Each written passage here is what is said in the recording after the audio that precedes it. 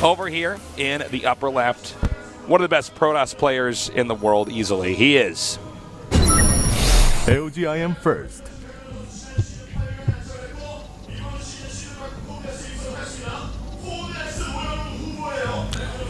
He's here to win his second Coda S. Will this be the beginning of that journey? He is.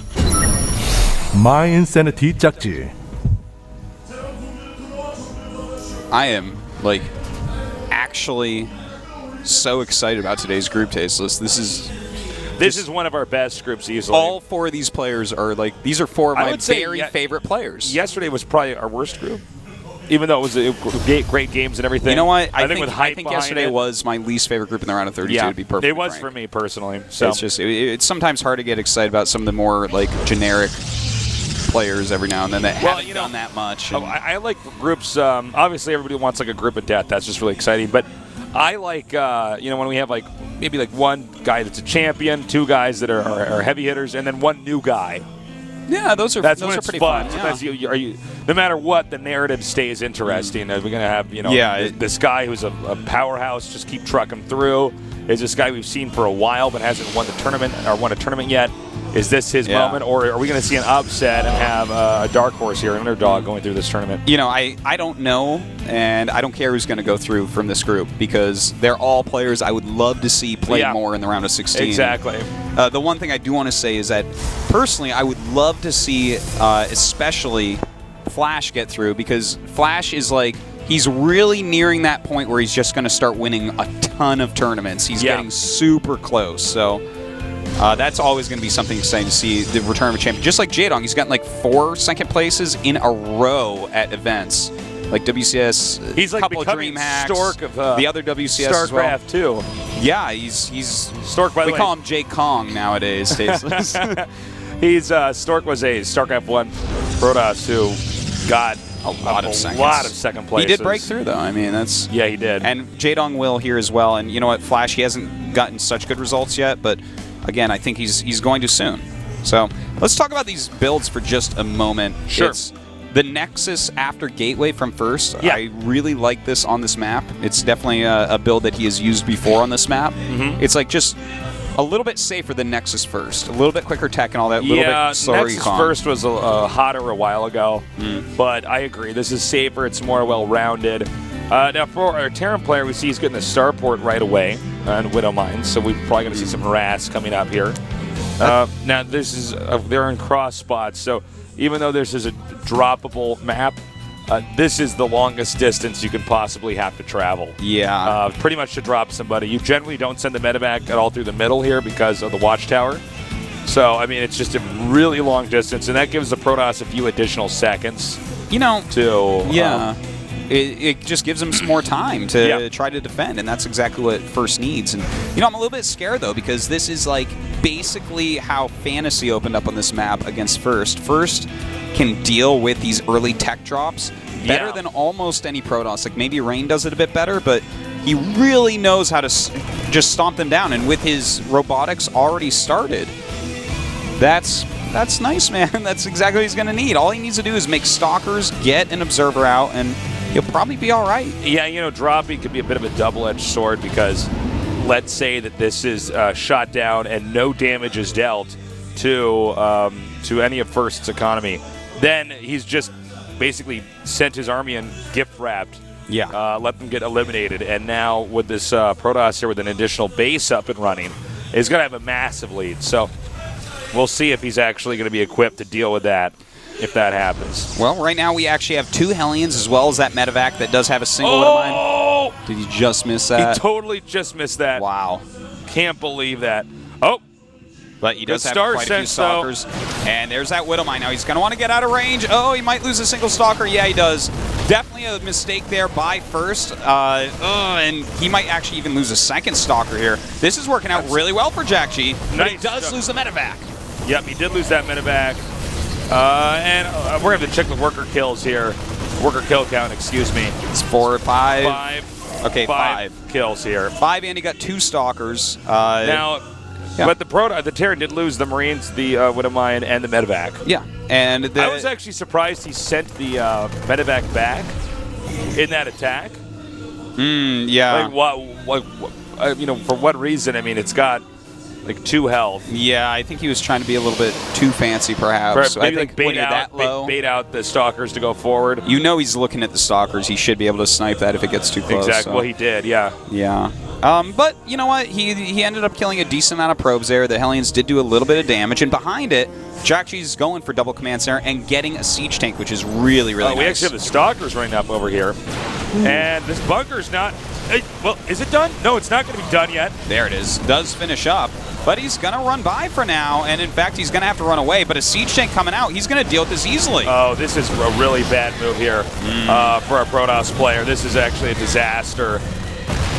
This is one of these rules. Generally, if you just have stalkers, you probably don't want to run by the bunker unless you are 100% sure you're going to win, because the SCVs are going to swarm you like bees. It's so true. Yeah, and then, the stalkers are really only good in really early rushing moments like this when there's zealots there to soak up damage and deal damage to the workers if they get attacked.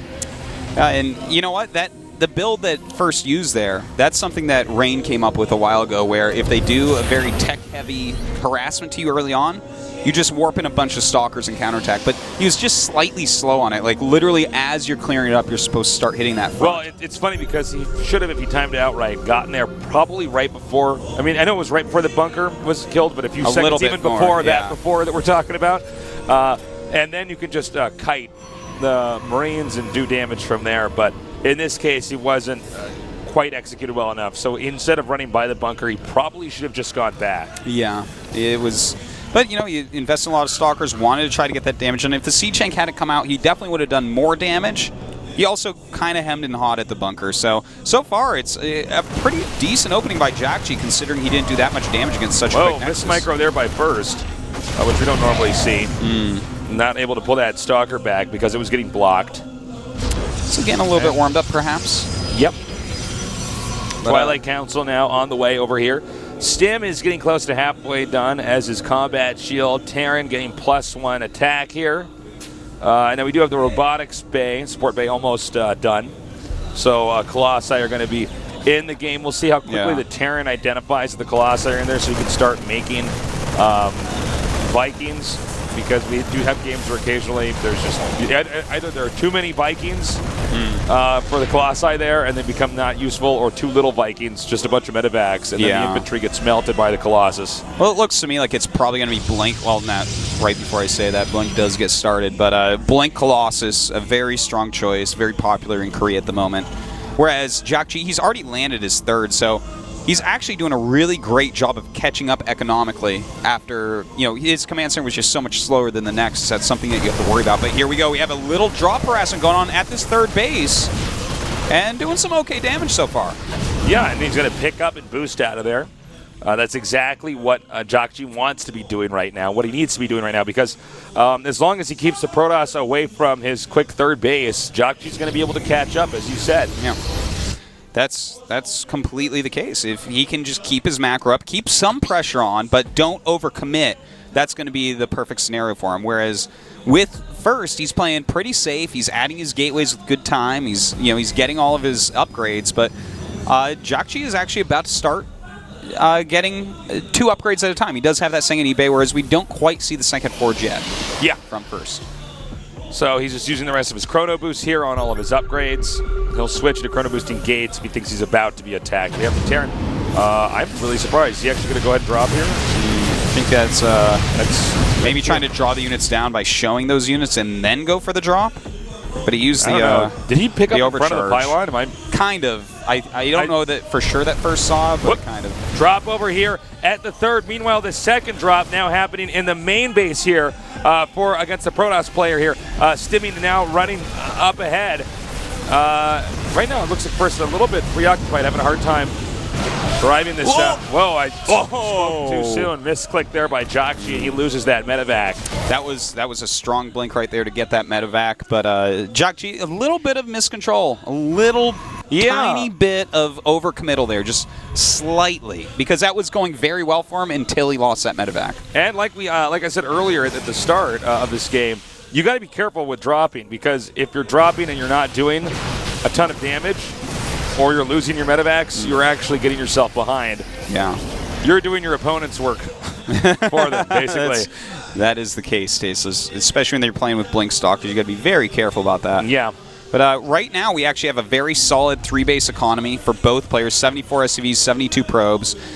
Both of them are just kind of teching up into exactly what they want, adding that extra production for JOGUNSHOP. And soon we have to see, is someone going to go for a big attack, or are we going to see fourth bases? Is he going to get the Observer? Did he get the Observer? He did. He guns down the Observer, which puts Protoss in a bad spot here because Terran already has the factory to spot for the Protoss army movement right now. Oh, excuse me, there's actually a second Observer over the Terran's army.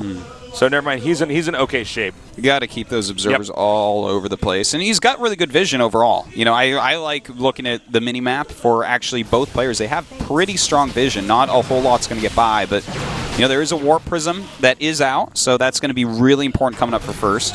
JOGUNSHOP, in the meantime, he's about to max, and he hasn't started that 4th command center. All right, it looks like he's going to pick up a Colossus here. And now moving on with the Warp Prism. Meanwhile, Terran, or did he drop that out? Okay, never mind. This makes a lot more sense. He's going to bring the Zealots down here now and probably try to drop into the main and draw away. Oh, my God. Well, this is... You know what? The thing is, Storm just finished, and he doesn't have Storm yet. But by the time that JOGUNSHOP gets up here, he's just going to be getting enough energy for Storm. So, right now, guys, if Terran doesn't win with this attack, this game is... Probably not going his way. Probably going to end with a win. Oh, nicely done here.